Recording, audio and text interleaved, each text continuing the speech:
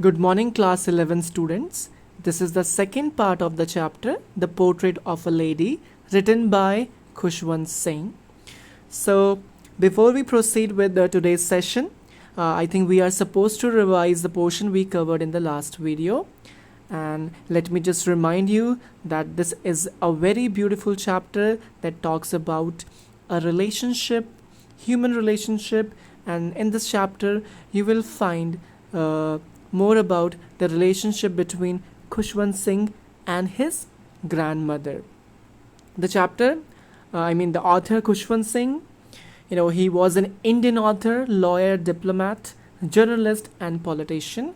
He is a versatile personality, and he also wrote Train to Pakistan, which became his most well-known novel, and you could actually see a movie which is based on this novel written by Khushwant Singh.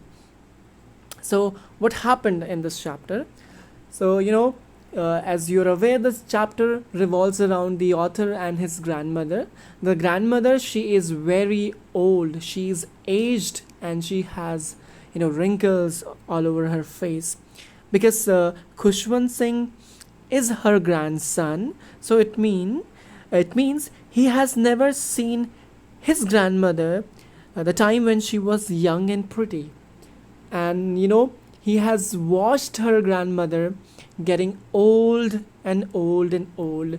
And he has been seeing her in this condition for 20 years. So it is very hard for him to believe that there once a time when his grandmother was a pretty lady and she had a husband.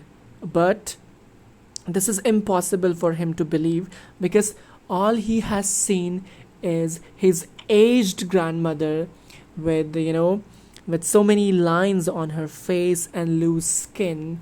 She has gray hair, and her hairs are not even properly maintained or combed. And she wore white clothes, and you could actually see her walking around inside the house. And she carried beads of rosary. You could actually see her counting the beads while chanting the prayers. So that's how the chapter began. He gave us a description about his grandmother, his that how she looked. Actually, she looked like winter's landscape because she has gray hair. She wears white sari, and she roams about chanting the prayer and reading the beads of rosary. And when it comes to his grandfather's, because I believe he has not seen his grandfather, all he could see the portrait of his grandfather, which is hanging above the mantelpiece. And he wore a turban, and it seemed to him that the man in the photograph, he could only have children and never had a wife. So that's where, and he also, that is why he said that his thoughts were very revolting because he could not believe the fact that his grandmother was a pretty lady once. So, and his parents, they actually moved to a city in order to have a better life, so that they could actually offer Khushwant Singh a better life. So Khushwant Singh was left with his grandmother. So the grandmother was the only one who was taking care of him, and I believe she took well care of him. That is why he wrote a very beautiful novel. That's and yes, he wrote a very beautiful novel. And he, in his autobiography, he never failed to mention about his grandmother. And this is actually an excerpt which we are reading right now from his autobiography. So the grandmother was the one who used to wake him up, and she used to give him bath. And during that time she would sing the prayers, our holy prayers, in a sing-song manner, so that Khushwant Singh can listen and he could learn them, because in those times the education was all about learning our holy textures and having the religious knowledge, right? So that is what education was all about in those days, right? So now it's time for us to carry on with the rest portion of the chapter. So I will be highlighting the text for you so that you could actually keep the track of the text, and you will know the part which I am explaining. So let me just highlight it first for you. Okay. I listened because I loved her voice but never bothered to learn it. I have already explained this part. Uh, then she would fetch my wooden slate, which she had already washed and plastered with yellow chalk, a tiny earthen ink pot, and a red pen, tie them all in a bundle and hand it to me. In today's time, what do we have? We have a school bag, we have books, we have pen, we have geometry box and all that. But in those times, they had a wooden slate, and the mother used to, the grandmother, Khushwant Singh's grandmother, she used to prepare it, his wooden slate, and she would plaster them with yellow chalk. And there was a tiny earthen, it is made of a mud, ink pot, right, and a red pen, and she would tie them all in a bundle and she would hand it him. After a breakfast of a thick stale chapati with a light butter and sugar spread on it, we went to school. So what did he have for breakfast? He had for stale chapati. Stale chapati means the leftover, the chapati from the other night, from the last night. So that's what they have for breakfast, with little butter on it and sugar. And then they would go to school. She carried several stale chapatis with her for the village dogs. And the grandmother, she has a habit that she would carry some of the chapatis so that she could feed the street dogs. And this is where we actually find the second theme of the chapter, the compassion for animal. In this paragraph we could actually see the grandmother's soft corner for the animal, and I do recommend that you should all treat animal well, from dog to any animal. They should be treated with love and care. I am sure you will follow this principle, you will follow this in your life as well. My grandmother always went to school with me because the school was attached to the temple, and this is, I believe, this is a wonderful thing, because when we go to school nobody accompanies us, but here in those times his grandmother could actually accompany him. Why? Because the temple and the school, they were actually attached. This is where they learn. That is why the grandmother and Khushwant Singh, they both went to school, right? This is wonderful, isn't it? The priest taught us the alphabet and the morning prayer. And who is the teacher? The priest, the pandit, right? And what does he teach? He teaches alphabet and the morning prayer. Like I told you, in those times the real education was religious knowledge, scriptures, holy text, right? So the priest would teach them alphabet and the morning prayer. When the children sat in rows on either side of the veranda, singing in the alphabet or the prayer in chorus. Chorus means in unity, right? So you could actually see, in the morning assembly, how you stand in a line, proper line. That's how these children are sitting. They are sitting in a proper row on either side of the veranda, and they are reciting the alphabet and the prayers in unity, right, in one sound. So my grandmother sat inside reading the scriptures, and scriptures is the text. So grandmother, what is she doing? She is reading the text inside the temple. So they are both close to each other, right? When we had both finished, we would walk back together. And I believe actually, in this chapter, the narrator has highlighted three phase, remember? And I believe this is the first phase where we see grandmother and the child, the grandson, in the village having a lovely time. So when we had both finished, we would back home together, and it is so lovely that after the school they both walked back to home, right? So all they have each other's company each every second.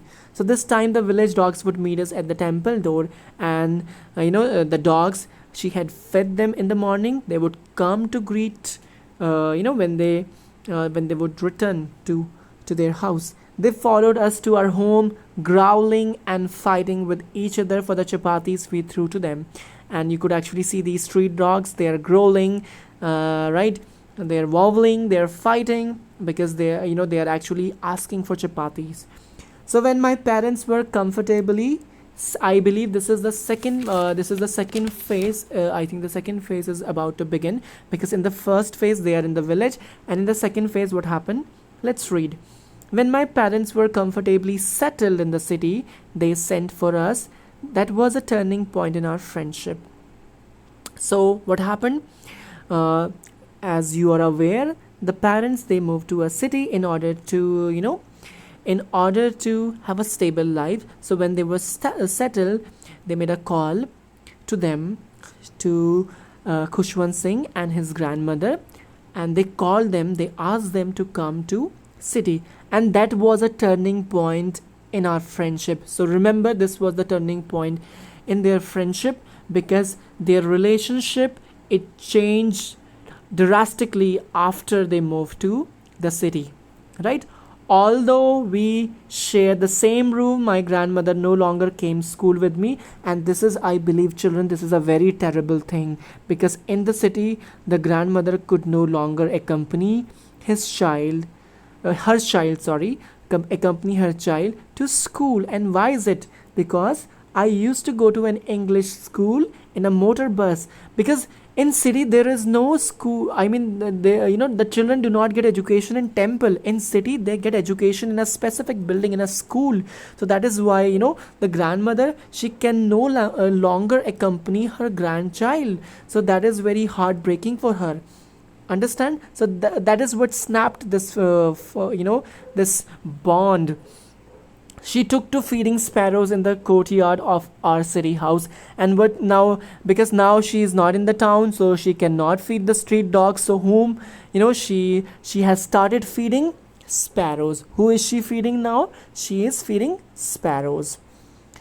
uh, as the years rolled by, the time passed by, we saw less of each other, and it means the distance is growing every day, right? For some time, she continued to wake me up and get me ready for school, and not regularly, but sometimes she used to wake him up and ask him to get ready for school. And when I came back, she would ask me what the teacher had taught me. So one day he was asked that what he had been taught. I would tell her English words, and he would tell her English words, and it is beyond her understanding. Why? Because in though when they were in the village, they were only learning holy text and scriptures, and the grandmother, she was very well versed in holy text. But now in the city, she cannot teach him the English words, because she only I believe she knows Sanskrit and Hindi. She doesn't know English, right? So little things of Western science and learning, the law of gravity. So this is what he is being taught: the law of gravity, Western science, Archimedes principle, the world being round. This made her unhappy, and the grandmother, she became very unhappy. Not why she became unhappy? Because she can no longer help her child in his studies, like in like those days in the village, and she could not help with my lesson, and it was very sad. She did not believe in the things they taught at English school, as was distressed that there was no teaching about God in the scriptures, and she was very disappointed when she found out that there were no teachings, no education on God, about God and scripture. So she was very disappointed. one day I announced that we were being given music lessons. So one day he shared with his grandmother that he was being taught music lessons, music, because in city we have music, we have art, we have everything, right? She was very disturbed to her music had lewd associations. See, let me just clarify this thing. In those time, those people, I mean the old people, because that you will see the generation gap here also. In those time, their opinion, their perception actually vary. They had this belief. So I don't say that it is that is correct, right? I disagree with it, but in those times they believed and they had this perception because they were not very modern, so they thought, and even in the village. So according to his grandmother, music has lewd association. Lewd means it is pronounced as uh, lewd, which means indecent, which is obscene, right? Understand? So according to his grandmother, music has indecent connection. It is not meant for children. It was the monopoly means the business of harlots. Harlots means R is silence. It means prostitutes, the women who sell their body, and beggars, and not meant for gentle folk. So the music is not meant for gentle folk. But I would like to mention this point here once again, that I disagree this, and it is it has been shown here, and this also talks about the generation gap, right? So please. She had nothing but her silence meant disapproval. She rarely talked to me after that, and after that, she hardly talked to her grandchild. So when I went up to university, and now what happened? He has started going to a university. He's a the time is running, right? The time has jumped, the chapter has jumped. I was given a room of my own. So when he has started going to university, because he's a grown up now, he has he's a right. So he has been given a new room. So the common link of friendship was snapped. It was broken. It was shattered. My grandmother accepted her seculation with resignation. Now, it means that she has accepted that she would live alone. She rarely left her spinning wheel to talk to anyone, and she started spinning the wheel, and she hardly talked to anyone. And from sunrise to sunset, she sat by her wheel spinning and reciting prayer. So this was her, routine in the city. Only in the afternoon she relaxed for a while to feed the sparrows, and in the afternoon she would feed sparrows to relax. And in the village she used to feed dogs while she sat in the veranda breaking the bread into little bits. So how does she feed them? She breaks those bread into little bits. Hundred of little birds collected round her, creating its veritable bedlam of chirping. So when she would offer those bits of breads, what is a veritable means? It is bedlam means it's chaotic, right? And this whole phrase means, it refers to the noise and the chaos caused by chirpings. Chirrups means chirpings, the sound of sparrows, right? So some came and perched on means sat on.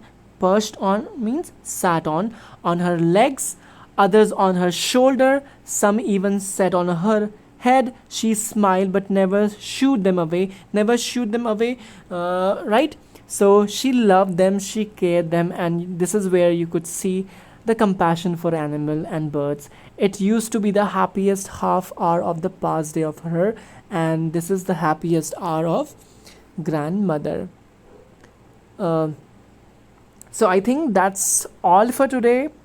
We will be covering the remaining portion of this chapter in the in the third part of the video. And whenever you receive your homework on Ursel, please do download it and complete it as soon as possible. And let me just remind you once again, because you are you are new students. I mean, you have you have just qualified your examination. Now you're in class 11, so please, when you start a new chapter, please write the name of the chapter in the bold letters, capital letters, and then you will write characters. We don't have so many characters. You will write characters, Khushwant Singh, author, and grandmother. No specific name is given, and then you will write the difficult word meanings which are highlighted, and which is on the top of the chapter where it begin, and the word meanings that we find and in between the chapter. I have already discussed it. Please watch the video carefully. You will find where they are. So that's all for today. Thank you everyone. See you in the next class.